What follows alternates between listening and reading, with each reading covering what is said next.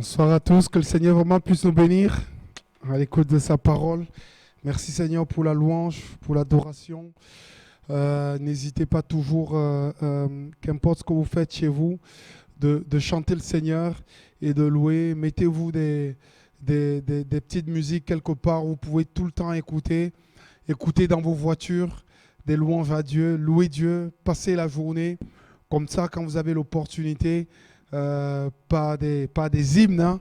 La Bible dit de s'entretenir. Hein. Les gens, entretenez-vous pas des hymnes et des cantiques. C'est vraiment quelque chose d'extraordinaire.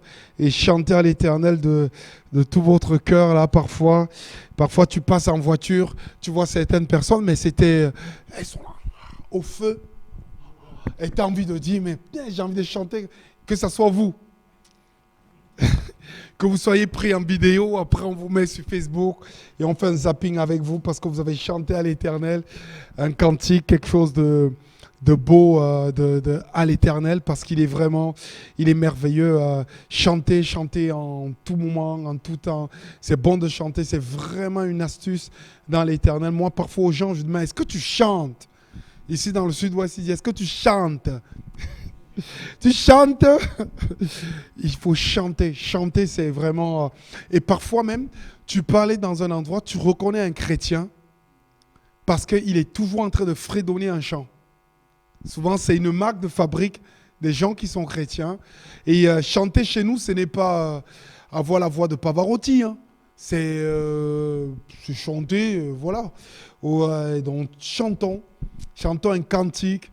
Et souvent, quand vous chantez, et c'est souvent après, vous n'êtes pas loin de la prière. Quand vous chantez souvent, vous dérivez doucement.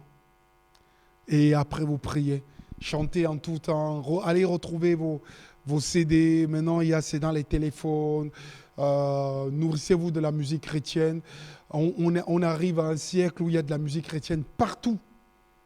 À l'époque, quand tu attrapais une vieille cassette, je crois que Naomi est au fond là-bas, elle n'a même pas connu les cassettes. Je montre à Naomi une cassette, elle va me dire, mais c'est quoi ce truc?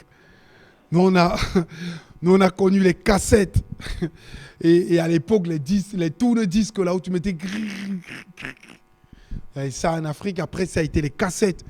La cassette, mais le pire pour une cassette, c'est quand ça se reprenait là et oh là là là, ça se mélangeait dans le truc. Tu avais souffert pour avoir la cassette, tu l'as enregistrée, elle se mélangeait, tu étais obligé de l'ouvrir, de la démonter, de repasser la bande tout autour pour que la cassette elle remarche. Oh, c'était incroyable. Et dans les voitures, ce n'était pas toutes les voitures qui avaient la cassette. Et donc, quand ta voiture en avait une, tu la mettais et tu entendais un cantique. Et quand il y avait 10 chants dans ta cassette, les chants, tu les écoutais je ne sais pas combien de fois. Aujourd'hui, oh, j'ai trop entendu cette chanson. Nous, on écoutait une cassette 2 ans. Tu avais la même cassette et tout, parce qu'on chantait le même cantique. Et merci Seigneur, ça a perduré. Chantons au Seigneur. Chantez. C'est pour ça que David, en mourant, il a organisé le temple pour qu'il y ait des gens qui chantent tous les jours, qui chantent des cantiques, qui prient, qui soient là et que la louange soit donnée à Dieu continuellement. Et il a même demandé à ce que ces gens ne travaillent pas, mais qu'ils soient consacrés à faire que ça pour lui. Merci Seigneur. Ce soir, j'aimerais partager avec vous, Seigneur, apprends-moi à intercéder. Intercéder, l'intercession, pour moi, c'est comme donner. Si vous aimez donner, c'est la même chose. Intercéder. Ce soir, je suis sûr que la prédication ne va pas regarder le bien qu'on doit avoir, mais ça doit plutôt concerner le bien qu'on doit faire aux autres. Et l'intercession, c'est pour les autres. Je peux prier pour moi, mais j'intercède pour les autres. Et dans ce temps difficile, ce monde a besoin d'intercesseurs. Je vous dis d'abord, les intercesseurs, c'est des personnes qui se font le plus attaquer dans ce monde. Parce que comme ils remuent le ciel et ils attirent la faveur de Dieu sur les uns et les autres, ils sont souvent attaqués. Les personnes parfois ont reçu des ministères dans nos églises particuliers pour la prière et l'intercession. C'est des gens qui se tiennent et qui garde et qui veille sur le troupeau dans l'intercession. Mais nous, le Seigneur peut nous donner ce cœur-là à l'intercession. C'est incroyable. Quand ce cœur d'intercession a commencé à naître dans mon cœur, j'ai commencé à aimer ma classe de terminale. Et ce que j'avais fait un plan sur ma classe de terminale et j'avais fait le plan de toutes les tables, de toutes les chaises, les tables et les chaises. Et j'avais inscrit le nom de tous ceux qui s'asseyaient dans ma salle de classe. Le Seigneur, il m'a dit, bon, voilà, je te donne cette salle de classe. Vraiment, prie pour eux. Et j'ai noté tout leur nom. Et ce que je faisais, j'avais consacré une journée pour chacun de mes camarades de classe.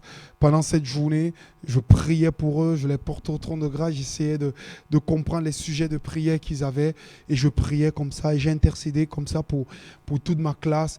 Dieu me disait, mais c'est toi le seul chrétien qui est dans cette classe-là et c'est là où tu dois être. Et c'est comme ça le cœur d'intercession, d'intercédeur. L'intercédeur, c'est qui?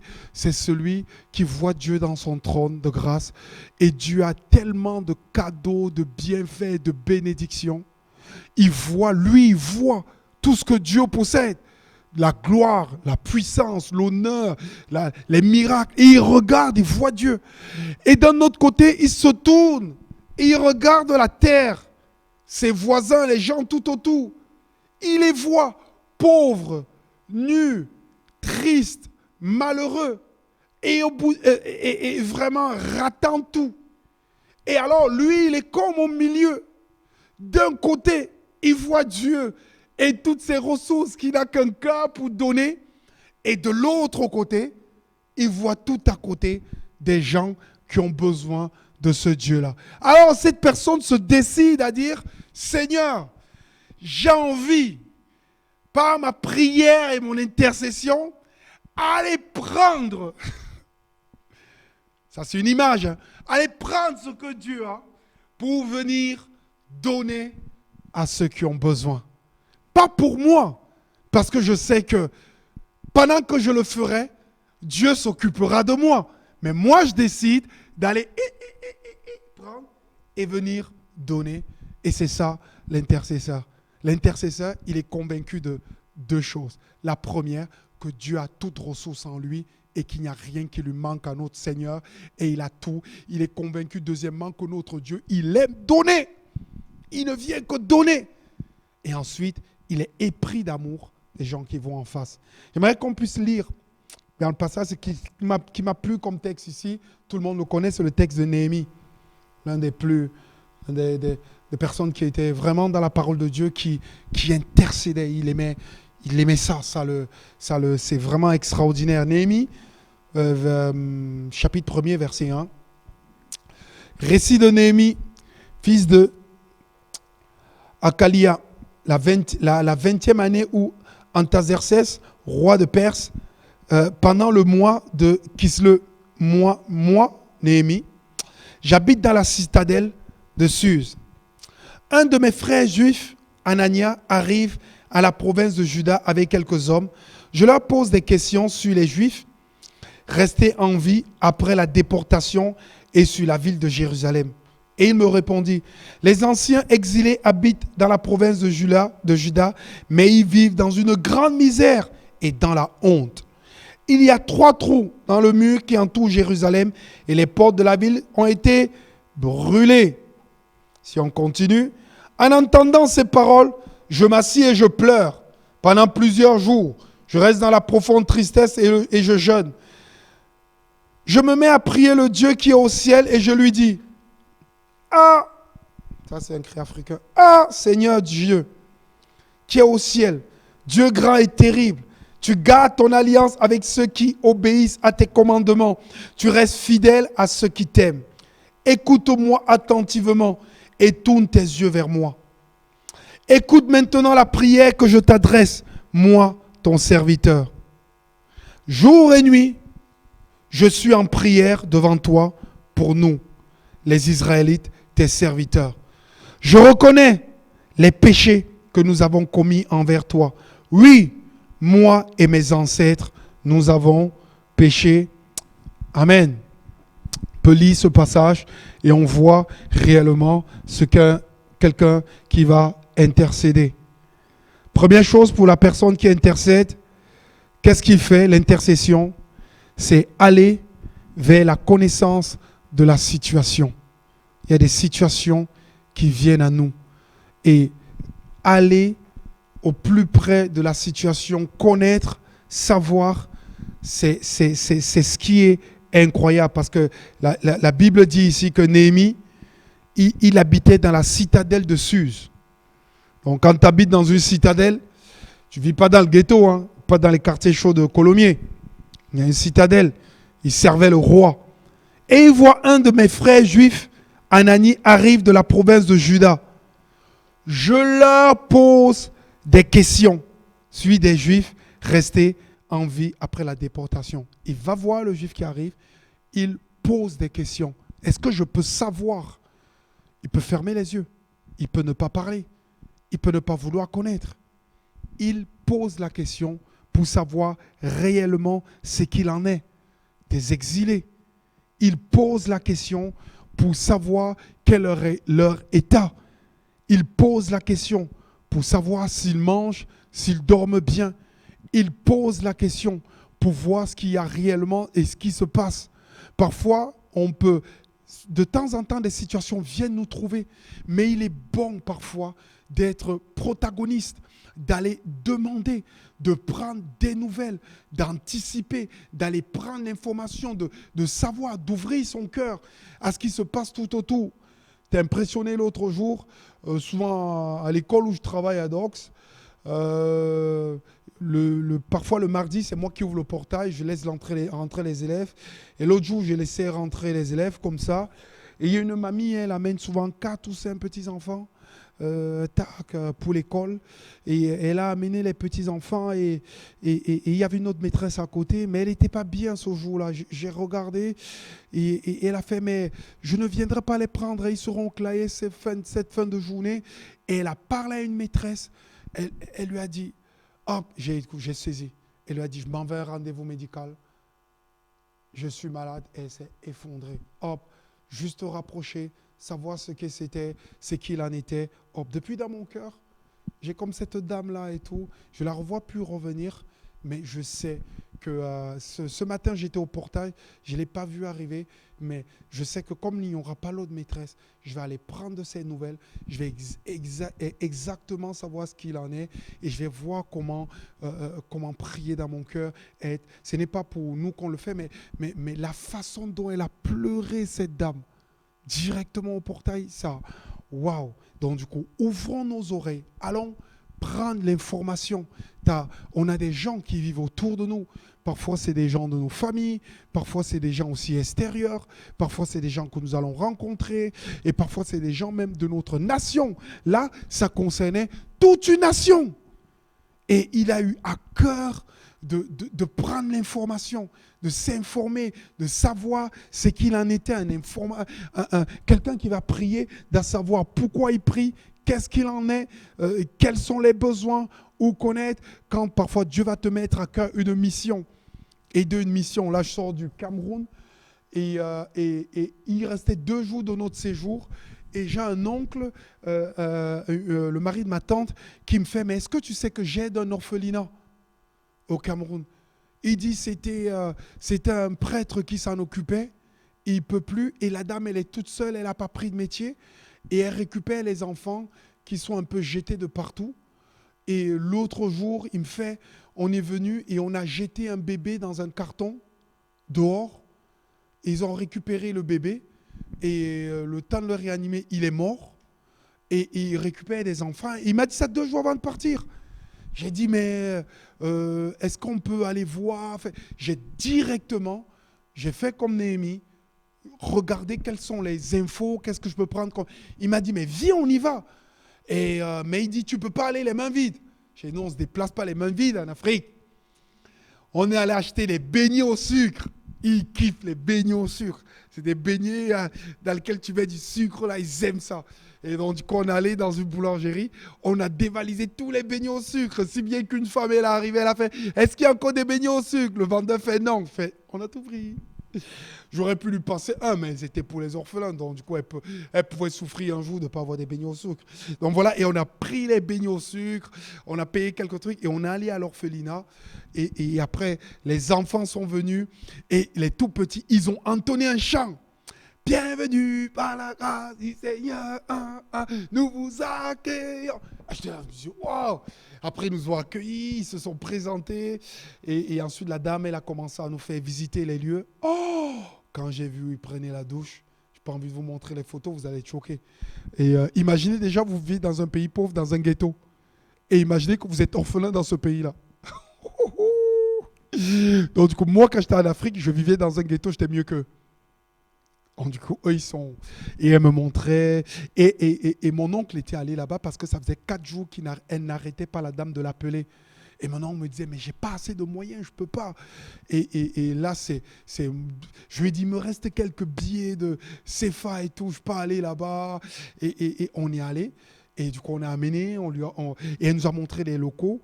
Et on est allé au congélateur. Alors là, elle ouvre le congélateur, je vous montrerai la photo. Il y a un poisson dedans.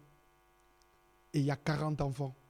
Et elle ouvre le congélateur, j'étais là, mais si je n'étais pas allé là-bas, m'enquérir des nouvelles, je n'aurais pas pu voir. C'est pour ça que tu es obligé de te déplacer, d'aller prendre des nouvelles.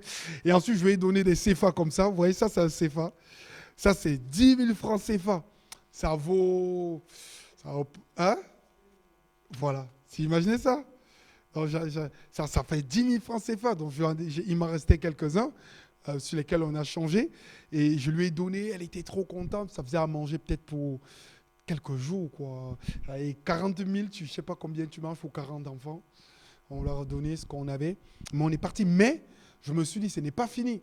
Donc, maintenant, on va réfléchir comment peut-être envoyer un petit reliquat chaque mois. Ce n'est pas grand-chose. Et voilà. Mais pour ces enfants, je sais qu'un jour, parmi ces enfants, il y aura des ministres.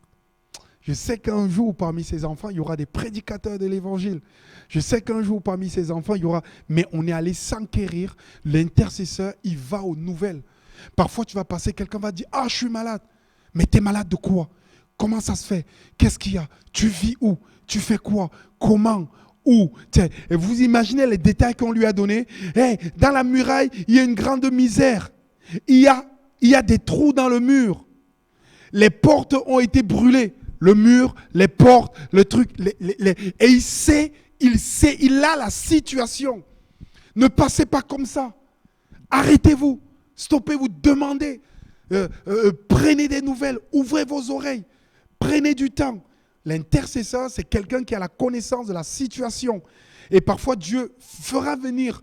Souvent, Dieu te montre juste un tout petit peu. Et après, quand tu cherches, on te montre tout ce qu'il y a dedans et que le Seigneur puisse nous bénir. La deuxième chose qu'il avait, Néhémie, c'est qu'il aimait son peuple d'un profond amour. Il aimait son peuple. C'est la suite logique. Quand tu vas découvrir la situation, ça va développer dans ton cœur, ça va enclencher un cœur d'amour que tu ne pourras plus stopper. Ça va mettre en toi, la Bible dit, les sentiments qui étaient en Christ. Ça va mettre en toi quelque chose qui s'appelle l'amour. Ça va déclencher en toi quelque chose et c'est quelque chose, c'est impressionnant. Ça va être ton intercession aura pour base un profond amour. Un profond amour. Je vous assure, même si on le dit beaucoup, il y a plus de bonheur à donner qu'à recevoir. Il y a plus de bonheur. Je sais que dans ce monde, on s'occupe souvent de notre propre personne, souvent de notre bien-être. Mais moi, j'ai trouvé mon bonheur à donner aux autres. J'ai trouvé un bonheur à donner ce que je peux aux autres. J'ai prié le Seigneur qu'il me permette que je me sente repris quand je ne donne pas. Chaque fois que je suis malheureux, c'est quand je suis tourné vers moi. Chaque fois que je suis heureux, c'est souvent quand je suis tourné vers les autres. Et c'est sur ce qu'ils vivent et sur ce qu'ils ressentent. Je prie pour les gens qui sont autour de moi, même à l'école là. J'ai prié pour plusieurs personnes. Je les surveille. J'essaie de voir comment leurs vies vont. Et je les loupe pas avec la prière. Elles ne savent pas, mais je suis derrière. Et Néhémie aimait son peuple.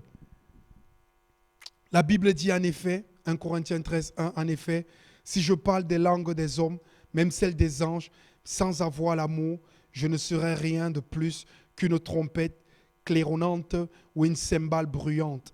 Si j'avais des prophéties, si je connaissais tous les secrets, si je possédais toute la connaissance, si j'ai même toute sa plénitude, la foi jusqu'à transporter les montagnes, sans l'amour, je ne serais rien.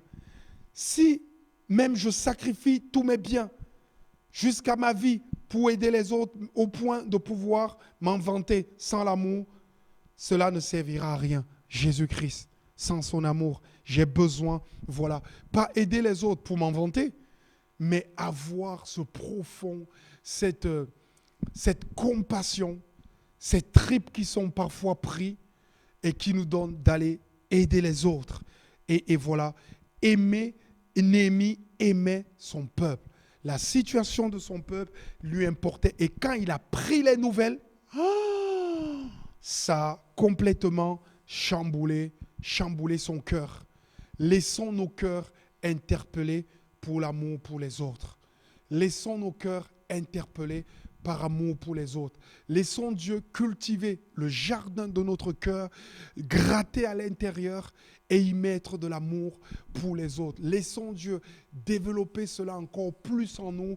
Ouvrons-nous à la culture que le Saint-Esprit veut faire en nous, c'est-à-dire y planter l'amour pour les autres. Et voilà, c'est hyper important. L'intercession, tu ne peux pas, arrête de prier. Si tu ne peux pas, si tu n'es pas sûr de ton amour pour les autres, arrête. Laisse l'amour de Dieu te remplir. Et alors prie avec cet amour pour la personne. Apporte cet amour. Quand les amis du paralytique arrivent, ils n'ont pas besoin de parler. Mais le fait d'amener leur ami, de descendre les cordes jusqu'à Jésus, il y a quelque chose qui les prenne aux tripes. Ils ont perturbé la réunion de Jésus. Ils ont perturbé le culte évangélique à l'époque. Imaginez à 10h le dimanche, on est réunis, quelqu'un nous ouvre le toit. Il descend un malade parce qu'il y a trop de personnes à l'église de Colomiers. Yaï, ça va aller mal ici. Mais imaginez-vous, il perturbe. Mais parce qu'à l'intérieur, l'amour, ces tripes sont tellement prises de l'intérieur que même perturbé, même gêné, ne peut l'arrêter. On doit, la compassion, c'est-à-dire la souffrance pour la souffrance des autres, doit l'emporter en ce siècle. Laissons-nous prendre. Il y a encore de l'amour dans ce siècle. Amen. Il y a encore de la compassion. Il y a encore des disciples de Christ. Il y a encore des personnes qui aiment Jésus. Moi, je le crois. Et vous êtes là et nos frères et sœurs sont là au travers, dans le monde. Et il y a des gens qui sont remués, qui sont pris aux tripes, qui ne dorment pas parce que des situations, elles sont interpellées par des situations terribles qui prennent aux tripes. Parfois, ça te bouscule. Je passe là et je prie. C'est fou. Parfois, je vais me balader dans les rues de Toulouse. Quand je regardais la rue Saint-Rome, comment elle est remplie de monde, tu ne peux même pas avancer le samedi. Il y a tellement de monde. Si Toulouse grandit, dans les 2 prochaines années, on dépasse un nombre d'habitants Lyon. Si on continue à grandir. Et les gens se disent, mais c'est quoi ce phénomène dans cette ville? Et quand je vois ces centaines de personnes agglutinées, je me dis, Seigneur, est-ce qu'elles te connaissent? Je ne pense pas quelle intelligence j'aurais pu avoir pour pouvoir les convaincre de Christ ou quelle puissance il me faudrait. Mais c'était juste en train de dire, Seigneur, mais Seigneur, combien dans une semaine seront plus vivantes? Combien se retrouveront en face des portes de l'enfer? Combien sont ces personnes? Et parfois, je prends mon café et je les regarde. Et là, je suis là, je me dis, Seigneur, aide-moi à pouvoir les aimer. Priez pour l'amour. Priez pour aimer. Priez pour aimer. Priez pour être bousculé. Priez pour ça. Demandez au Seigneur. Priez. Le Seigneur nous a promis. Il a dit, j'enlèverai ton cœur de pierre et je te donnerai un cœur de chair. C'est une promesse de Dieu. Priez pour ça. Et quand je vois Néhémie, Oh, cet homme, il me touche. Il m'impressionne. Je lis, je ne sais pas combien de fois j'ai lu ce livre. Et je reviens. Troisième chose qu'il avait, Néhémie, qui était incroyable, c'est que quand tu as de l'amour, l'intercession, ce sont les pleurs, les prières, la repentance, la cendre et le sac. Le sac et la cendre. L'intercession, les pleurs, la repentance, la cendre et le sac. Il y avait quelqu'un qui me disait, mais Manu, qui m'a attrapé en disant, mais comment je peux faire pour lui pardonner? Je l'en veux tellement que c'est impossible que je pardonne. J'en souffre, j'en dors pas, mais je ne peux pas pardonner.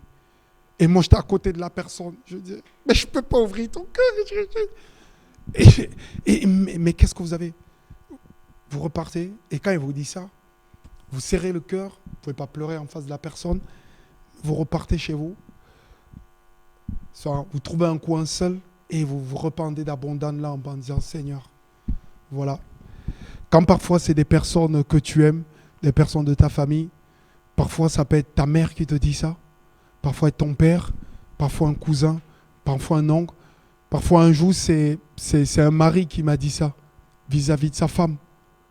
Et ensuite tu vois que ce mari ne peut pas avancer et tu vois les enfants dans le couple et toi tu es là. Et tu sais, l'intercession c'est que tu vois la grandeur, la puissance de Dieu. Mais quand tu tournes ta face vers celui qui est en face, tu vois tellement sa misère que c'est incroyable. Et donc du coup, quelque part, tu vas à côté de la misère de l'autre qui est là par terre et tu tends la main vers Dieu parce que lui n'a plus la force parfois de le faire. La Bible dit en entendant ces paroles, je m'assis et je pleure. Je m'assis et je pleure pendant plusieurs jours. Je reste dans une profonde tristesse et je jeûne. Est-ce qu'on est encore capable de ressentir cette tristesse-là, cette douleur des autres qui nous prend? Et voilà, aujourd'hui, bien sûr, il y a des gens qui disent « Mais fais attention et préserve-toi, hein, parce qu'il faut d'abord que tu ailles bien. » Donc du coup, on est toujours centré parfois sur nous. Mais je pense que ce monde, la Bible dit, à la fin des temps, les hommes deviendront égoïstes. En fait, le mouvement de la fin de ce siècle, c'est d'aller vers l'égoïsme et l'égocentrisme. C'est le mouvement de la fin du siècle. Mais nous, on va faire l'inverse par le Seigneur au nom de Jésus et on va aller vers les autres. Je crois que le Seigneur, à la fin des temps, va lever des hommes et des femmes à qui il va développer un cœur. Un cœur pour les autres, un cœur de Néhémie. Un cœur que quand il entend ces paroles, il prend l'information, il s'assoit et il pleure. Il s'assoit et il pleure. Mais il ne pleure pas un jour. Il s'assoit quand il a pensé à son peuple, le peuple de Salomon. Dans le palais duquel, dans sa table à Salomon, même les couteaux étaient en or. Moi, j'allais manger chez Salomon, je finis de manger, j'embarque le couteau, là, c'est le plat. Rien qu'en vendant ça, je suis riche. Mais les gens, ils ne faisaient même pas ça parce qu'il y avait de l'or partout. Donc tu laissais même le couteau, allez, vas-y. Et quand Néhémie pense à ça, et là, il voit d'un côté des mendiants qui sont agglutinés et les trous partout, des déportés, des notables qui étaient habillés en habits scintillants, maintenant manger le sou et être craché dessus. Et il regarde l'Éternel. Et là, il entend ça et il pleure plusieurs jours. Je me mets à prier le Dieu qui est au ciel et je lui dis, ah Seigneur, toi qui es au ciel. Il pleure, Seigneur, souviens-toi, il pleure. Si on lit dans Luc 19, 41, on voit comment Jésus il a pleuré pour Jérusalem. Il pleure. Parfois, j'ai à cœur souvent, et je fais le tour de la ville en priant. Faites-le une fois, de temps en temps, c'est une idée. Faites-le une fois. Prenez parfois votre Bible. Faites le tour de votre ville, de votre lotissement ou de votre quartier. Je l'ai fait plusieurs fois. Et priez juste pour tous les habitants. ceux qui sont musulmans, ceux qui sont athées, ceux qui sont de toute obédience, prenez juste ce truc. Il va se passer des choses extraordinaires dans votre vie. Je n'ai jamais autant témoigné, autant eu de contacts, alors que je ne partais pas pour cela. J'avais juste fait le tour de la ville. Et parfois, il m'arrive de partir et de faire juste le tour de la ville. Parfois, c'est le tour de ton quartier. Parfois, fais-le juste simplement et va prier. Tu vas voir ce qui va se passer. Comme il s'approchait de la ville, Jésus, en la voyant, pleura sur elle. Il a dit Jérusalem. Il a ressenti le cœur de Dieu pour Jérusalem. Jérusalem. Jérusalem. Et il dit, si toi aussi,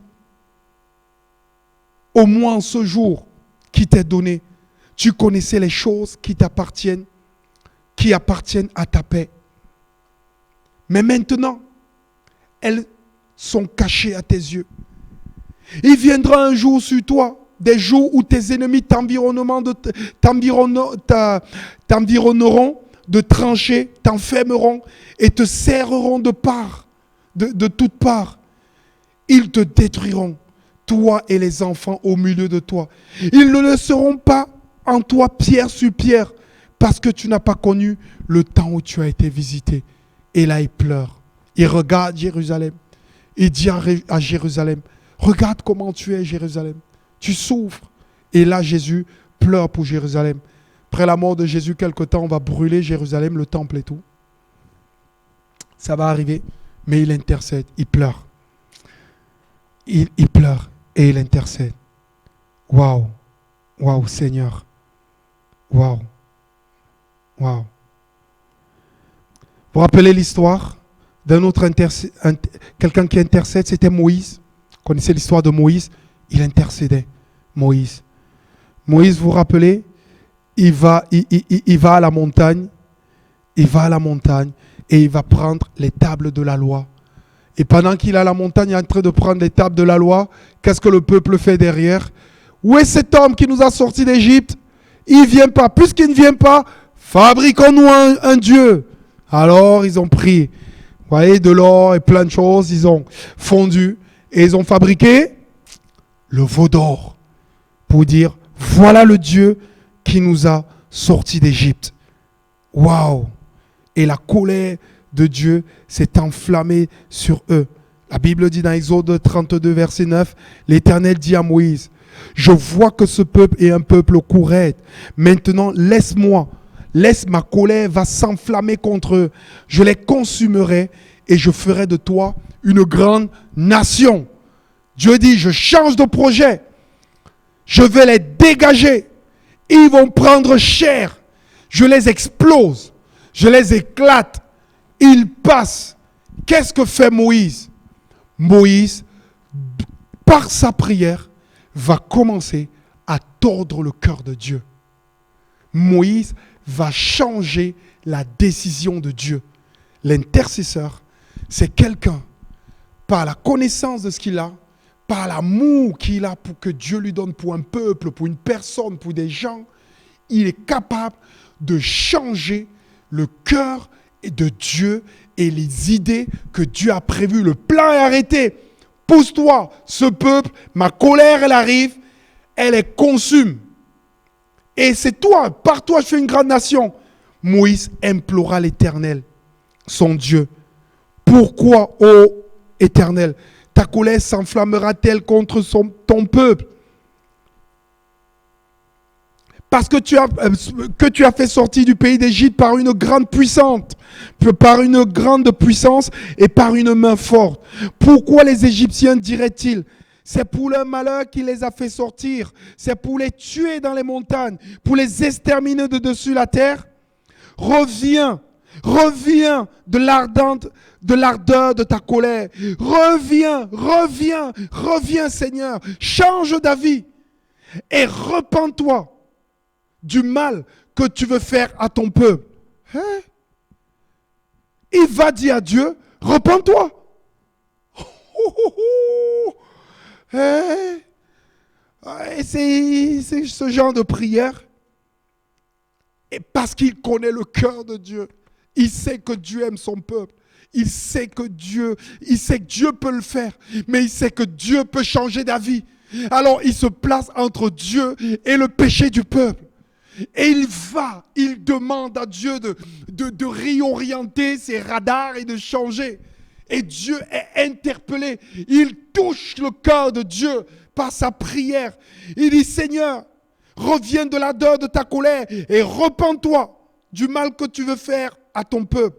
Souviens-toi. Et là, Dieu, il rappelle à Dieu, souviens-toi d'Abraham, d'Isaac et d'Israël, Jacob, tes serviteurs auxquels tu as dit, en jurant par toi-même, je multiplierai votre postérité comme les étoiles du ciel. Je donnerai à vos descendants tout ce pays dont j'ai parlé et ils le posséderont à jamais. Et l'Éternel se repentit du mal qu'il avait décidé de vouloir faire à son peuple. Oh mon Dieu. Oh mon Dieu. Je prie que le Seigneur fasse pareil pour les gens de ma famille qui ne le connaissent pas. Je prie que les gens fassent pareil pour mes voisins peut-être qui ne le connaissent pas. Je vais être un intercesseur maintenant pour les gens de mon travail. On sait que parfois dans des boulots, il y a des gens qui s'amusent à passer des photos porno entre bureaux, services, qui s'expriment d'une manière horrible. Tu as toujours un collègue qui vient en râlant, il ne veut pas travailler, il pique le boulot et rend aux autres. Je me dis, Seigneur, oui, tu aurais pu les frapper, mais j'ai envie que tu les sauves. Seigneur, ne regarde pas le mal qu'ils font, mais rends-leur par le bien. Repens-toi. Et Dieu et l'Éternel se repentit du mal qu'il avait déclaré vouloir faire à son peuple. Seigneur, je t'en supplie, donne-moi ce cœur. Donne-moi ce cœur. J'ai envie de te dire aussi ce soir, quatrième chose, dernière chose, parfois l'intercession pousse à l'action. Parfois l'intercession pousse à l'action. Je dis parfois, tu peux juste prier et Dieu agit, mais parfois, Dieu peut se servir de toi alors que tu as prié pour réparer une situation dont tu étais l'intercesseur au départ. Ça arrive. Parfois, ça pousse à Dieu de t'envoyer, de te choisir comme la personne qui va agir, qui va bénir son nom. Hein? Quand je dis Seigneur, j'aimais ceci, allez, vas-y. L'homme qui fait sa petite part, Dieu peut faire sa grande part. Les personnes qui ont réalisé des exploits pour Dieu, ce sont souvent les plus grands intercesseurs au préalable. Au préalable, ce sont des intercesseurs et après, Dieu les envoie. Il est souvent impossible d'aller chercher les brebis égarées si tu n'as pas d'abord prié pour elles et ensuite, après avoir prié pour elles, tu es parfois celui qu'on envoie aller chercher. Si on continue à lire dans Néhémie chapitre 2, 1 à 5, on voit ici, c'est la 20e année où Artaxerxès est roi. Un jour du mois de Nissan, le roi était à table. Je prends du vin et j'en verse au roi. Je suis triste, ce qui n'est jamais arrivé devant lui. Alors le roi me demande, tu allais être triste, pourquoi donc? Tu n'es pourtant pas malade. Qu'est-ce que tu as? J'ai peur. Parce que si tu es triste devant le roi, il a le pouvoir de vie ou de mort devant toi. Donc s'il dit celui-là, sortez-le, zigouillez-le. Pourquoi tu as été triste alors que moi je voulais faire la fête? C'est fini pour toi. Il a peur, il dit j'ai peur. Pourtant, je réponds. Quand tu as intercédé, Dieu te donne une capacité et une force, parfois même de prophétiser dans des situations, parfois même d'intervenir, parfois même d'agir, parce que ton action, tes paroles sont assises sur la prière et la compassion que tu as dans les tripes. Parfois, Dieu inverse les choses parce que quand tu as cette compassion, ce cœur d'intercesseur, quand tu aimes les gens, quand tu as prié pour eux, quand tu es autour d'eux, Dieu te donne même une force. À un moment donné, tu te retrouves à parler, tu te dis, mais comment j'ai pu dire ça? Parce qu'à l'intérieur de toi, l'amour crie plus fort que tout. La prière, le jeûne, la souffrance pour les autres crie plus fort que tout. Alors il se retrouve devant le roi et il prend le courage. Ses pleurs, ses larmes, le sac, la cendre, la tristesse, Tout ça réuni en lui fait à ce qu'il est capable de risquer sa vie devant le roi. C'est la même chose qui est arrivée à la reine Esther. Quand l'édit du roi est arrivé en disant on tue tout le monde, les Juifs. Et quand Mardoché vient lui dire, est-ce que c'est pas pour... Si tu es là-bas, reine, c'est pas Dieu qui t'envoie là-bas, vas-y. La reine est prise, elle est brisée, elle intercède et voit tout son peuple tué. Elle prend le risque jusqu'à d'aller voir le roi. Elle risque sa vie parce que quand tes tripes sont prises, la vie perd de sa grandeur, de sa présence parce que tu es pris, parce que tu aimes les gens, parce que Dieu veut faire. Pourtant, je répondis alors que j'avais très peur. Néhémie répondit alors qu'il avait peur. Moi, mon roi, longue vie à toi pour toujours. C'est comme ça qu'on commençait quand on parle au roi. Oh grand roi, puisses-tu vivre à jamais. Oh grand roi. Mon roi, longue vie à toi pour toujours. Trouvez votre formule quand vous irez voir Macron. Oh grand Macron. Je ne peux pas m'empêcher d'être triste. En effet, la ville où les ancêtres sont enterrés est détruite et ses portes ont été brûlées. Le roi me demande, qu'est-ce que tu attends de moi? Oh, là la porte s'ouvre. Qu'est-ce que tu attends de moi? Oh, j'adresse une prière au Dieu qui est au ciel. Puis je réponds. Écoutez la démarche de Néhémie. Tellement il est pris dans les tripes. Il sait que c'est le cœur de Dieu pour Israël. Et quand le roi lui demande, qu'est-ce que tu attends de moi? Il ne répond pas directement. Il se reconnecte avec le Dieu pour lequel il prie et il supplie. Il sait bien qu'il ne s'agit pas ici du roi et que le roi ne va pas parler par lui, mais c'est Dieu qui va agir dans le roi pour que le roi lui donne tout ce qu'il a besoin. Alors il va voir Dieu. Il dit, c'est ça l'intercession. Quand tu intercèdes, c'est des gens qui prient tout le temps, qui en tout temps appellent Dieu, qui regardent, qui sont dans la prière, qui cherchent l'Éternel, quand un verset vient, la parole de Dieu habite en eux. J'adresse une prière au Dieu qui est au ciel. Puis je réponds, mon roi, si tu le veux bien, et si tu es content de moi, laisse-moi aller dans la province de Juda, dans la ville où mes ancêtres sont enterrés. Je voudrais la reconstruire, cette ville. Laisse-moi aller. Au début, il a intercédé. Quand l'opportunité du roi arrivait, il a prié l'Éternel. Quand il a prié l'Éternel, qu'est-ce qu'il a reçu? De se lever lui-même, l'intercesseur, et d'aller faire. Parfois, l'intercession, on commence, mais ça peut être le préalable à l'action de Dieu, là où Dieu veut nous envoyer. La plupart des missionnaires ont toujours d'abord commencé à intercéder, à prier pour les peuples qu'ils voyaient. Et ensuite, Dieu leur a dit, toi là, hey, vas-y. Parce que le cœur était déjà noyé dans la prière. Et là, Néhémie, hey, ce n'est plus maintenant les tripes, on va mettre ça en place. Vas-y, lève-toi. Et le roi lui a accordé ça. Et il est parti. Vous relisez tout le livre de Néhémie. Mais ça ne s'est pas fait sans mal. Hein. Il a encore dû intercéder beaucoup, jusqu'à la fin. Mais rien que le point de départ, mon cœur ce soir, c'est de vous dire, devenons des intercesseurs. Rentre chez toi. Quand Dieu te parlera pour quelqu'un, un lieu, des personnes qui souffrent, là où commence déjà à investir le cœur de Dieu. Prends des nouvelles, comme Néhémie a fait. Deuxièmement, laisse le Seigneur travailler ton cœur d'amour. Tes tripes, enfin que tu sois pris aux tripes. Troisièmement, tombe à genoux, pleure, prie, commence à te... Et après, en quatrième position, hey, si ça pousse à l'action, donne de ton argent, de ton temps. Va bâtir la muraille. Va rebâtir des vies.